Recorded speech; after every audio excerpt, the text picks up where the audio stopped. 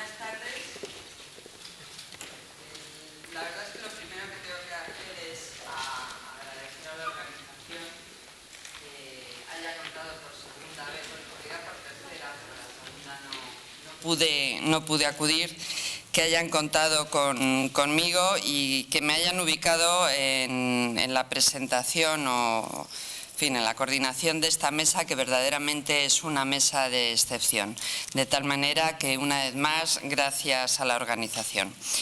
También tengo que felicitar a la organización de este foro por dos motivos. Miren, uno, gráficamente lo ven. Ese 4 en números romanos quiere decir que este es un foro que tiene continuidad. Y en los ámbitos académicos, la continuidad de un foro, de una conferencia, es uno de los indicios más importantes de calidad.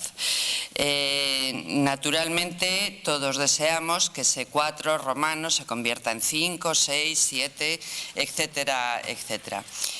Este foro se caracteriza, ya sé que hay muchos similares, pero se caracteriza por una organización excepcional, muy superior y sobre todo, y esto es probablemente lo más importante, por unos ponentes de elevadísima calidad. Y la mesa que tienen aquí pues es una prueba más que considerable de ellos. La mesa lleva por título Escenarios en América.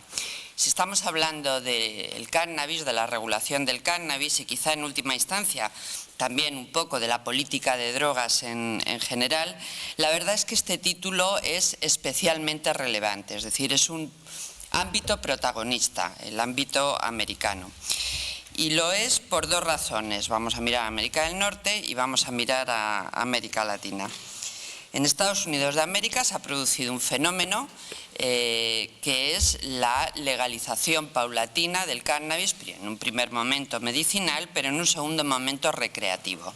Son ya varios los estados que han entrado en esta vía y lo que en un principio parecía que iba a ser un imposible jurídico, es decir, cómo se puede legalizar una sustancia y su tráfico en un territorio cuando a nivel federal existe una prohibición absoluta y se pensaba que iba a funcionar la supremacía de la ley federal, como en muchas otras cosas. Sin embargo, la cuestión ha tomado una deriva totalmente distinta. En un primer momento, Obama dijo que, a pesar de que no estaba de acuerdo, no iba a hacer nada contra ello, lo cual es muy significativo. Bien, es verdad que ya tenía ganada la segunda elección, no se podía presentar una tercera, con lo cual, pues tampoco tenía especial problema hacer esa declaración, pero en los últimos días he estado investigando un poco y en Estados Unidos se ha planteado una cuestión curiosísima que solo allí hubiese podido ocurrir. Como va a avanzar probablemente la legalización en otros estados, un grupo de senadores se ha planteado y lo ha convertido en proyecto de ley la siguiente disposición. Es una enmienda tributaria, presupuestaria, que consiste en decir que se prohíbe la utilización de fondos públicos para perseguir comportamientos que están legalizados en estados. Claro, esto sorprende mucho cuando estamos hablando de la represión, la legalización, etcétera, etcétera, que por razones presupuestarias pueda pensarse, incluso quizá llegar a resolverse jurídicamente, este choque de trenes entre los estados y la legislación federal. Bueno, si uno mira la historia de Estados Unidos tampoco es tan sorprendente. Es decir, igual que Al Capone solo le consiguieron meter en la cárcel por delito fiscal a pesar de que le chorreaban las manos de sangre, pues bueno, quizá se pueda resolver este choque de trenes con una enmienda presupuestaria en la que se prohíba utilizar medios públicos y por lo tanto aplicar represión cuando un Estado ha legalizado un comportamiento. De la cuestión en Estados Unidos nos va a hablar Charlotte Green, ya la han presentado, es una activista muy conocida del cannabis, es una de las caras públicas más importantes por la forma en la que se presentó en sociedad probablemente, pero también por la actividad que desarrolla. La otra parte es América Latina.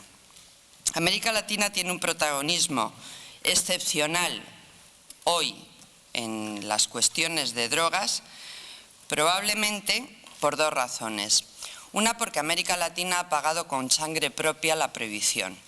La prohibición se impone desde el norte. Estados Unidos utiliza a su brazo armado, que en esta materia ha sido Naciones Unidas, pero la sangre que se ha vertido es sangre latinoamericana. Sangre latinoamericana. Y esto hace que, en contra de lo que se podía pensar hace años, de que sería la Unión Europea, por sus circunstancias privilegiadas, la que daría los primeros pasos hacia el reclamo de un cambio de situación, eso no ha ocurrido y creo que no va a ocurrir, porque oportunidades ha habido en la Unión Europea y no se están aprovechando. Es decir, yo creo que en la Unión Europea estamos en un silencio pasivo esperando a ver qué pasa. Pues bueno, esto es lo que ha hecho que desde Latinoamérica, por un lado, en los últimos años se hayan producido movimientos muy importantes para evitar alguno de los grandes excesos de la prohibición, como es criminalizar al consumidor, o el tratamiento del cannabis, o el tratamiento de la hoja de coca, y no digamos ya la militarización del combate, que ha sido la mayor de las demencias a las que nos ha llevado la prohibición.